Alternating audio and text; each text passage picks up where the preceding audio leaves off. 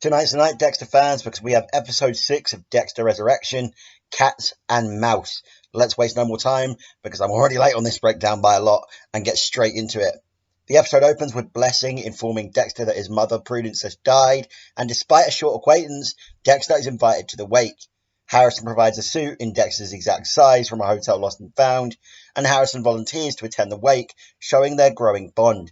Dexter helps Harrison with a tie, a rare father-son moment in this fractured relationship they have at the minute, and we get a little callback to Hannah McKay from season 7 and 8, and I was really happy to see her get, brought up somehow. I thought maybe they would just forget everything past, season 4, because so far, all we've had is fan service for those first 4 seasons, but I'm happy that they're still, not forgetting the rest of their story, despite season 5 to 8 not being very well liked, even though I do like it. I know a lot of people don't.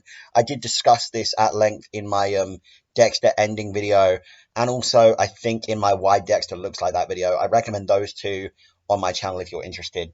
But yeah, as I was just saying, glad to see Hannah McKay come back. I hope we see more stuff from season 5 and 8 brought back, because I love those seasons and it is part of the Dexter story, so I don't want them to just forget it like they have done in the past. At the wake, Blessing says Prudence would have been happy to see Dexter and Harrison reunited, and Dexter gives a brief emotional speech before being summoned by Prater. At Prater's place, Al, Gareth, and Red, aka Dexter, discuss Mia's arrest and Lowell's disappearance.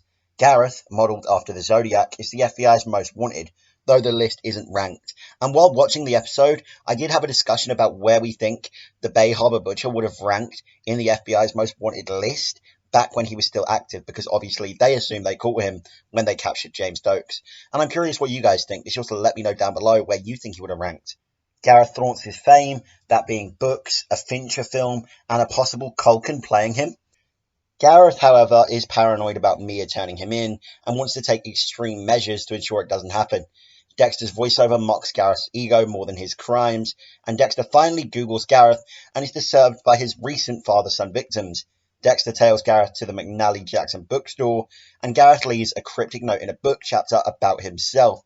And while there, we also see the Bay Harbor Butcher 2 chapters down with a picture of James Dokes. Again, just keeping up that continuity. It was cool to see Dokes again. The people I was watching this episode with were happy to see him. It's just, I love how they keep things consistent, and it is cool to see little details like that.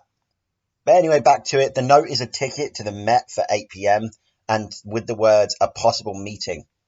Dexter lingers to read the Bay Harbor Butcher chapter, and if you notice, the words are just copied to the next page, because on productions like this, they obviously don't do anything more than what you need to see, because they assume no one will catch it, but a few people did, including myself, and I just love little movie moments like that, and, showing the craft of how these things get made. I know that isn't really, something most people are going to care about, but I do.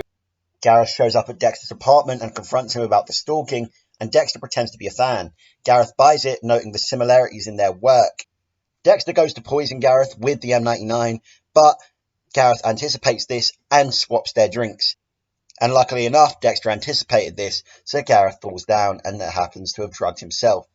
People were wondering what Dexter would have done if Gareth hadn't already noticed that Dexter was trying to poison him, and honestly, I think it's in character that Dexter would have just jumped him at this point and completely forgotten the M99. As Gareth passes out, we get a cool little moment as Dexter turns his ego on him, asking who's number one now.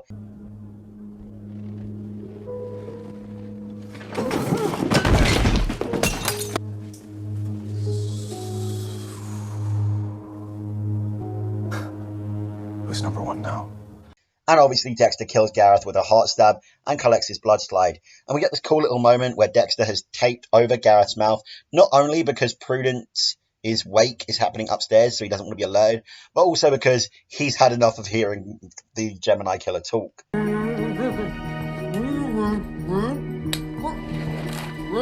know what?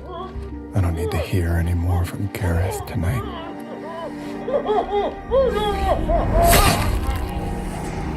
Just after the murder, Blessing shows up unexpectedly, and Dexter hides Gareth's rat body in the bathtub. Blessing shares his traumatic past as a child soldier and killer. Prudence rescued him, helped him start a new life.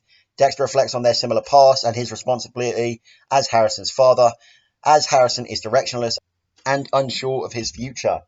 At the wake, he confides in Joy that he doesn't want to be like his father, and while babysitting Harrison imagines stabbing Elsa's sleazy landlord with a fork, but doesn't act. And I just want to bring up, the landlord is played by Big Pussy from The Sopranos, another show I absolutely adore, top 10 shows of all time. I love seeing little connections like that to other things I enjoy. Over dinner, he tells Dexter about the violent fantasy, and Dexter reassures him denying the impulse shows strength.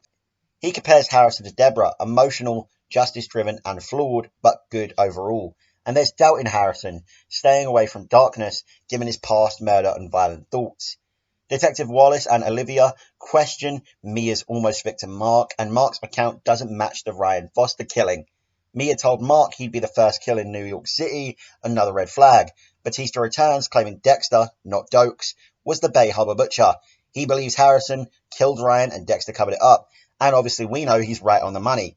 Wallace is intrigued and agrees to have Batista present when Mia is found hanging in her cell, likely a setup. A guard previously took cash from Charlie, implying foul play, which we saw earlier in the episode. Mia's death removes a loose end for Dexter that complicates the investigation. Prater gathers the remaining killers at the Pier 6 with a helicopter ready for escape. Just as Dexter thinks Gareth's absence will blow his cover, he shows up alive.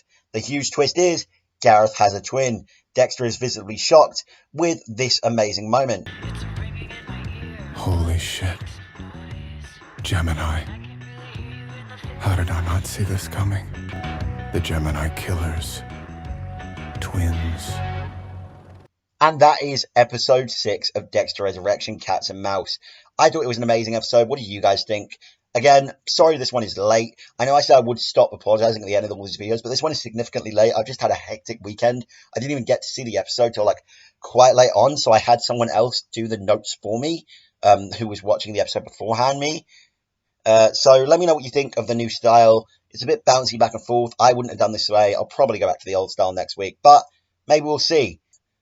And obviously, I can include clips from the episode because we've had long enough for it to come out and have things done. So yeah, but that was my breakdown. Let me know what your thoughts on this style and the episode itself. Thank you so much for watching. I'll see you later. Goodbye.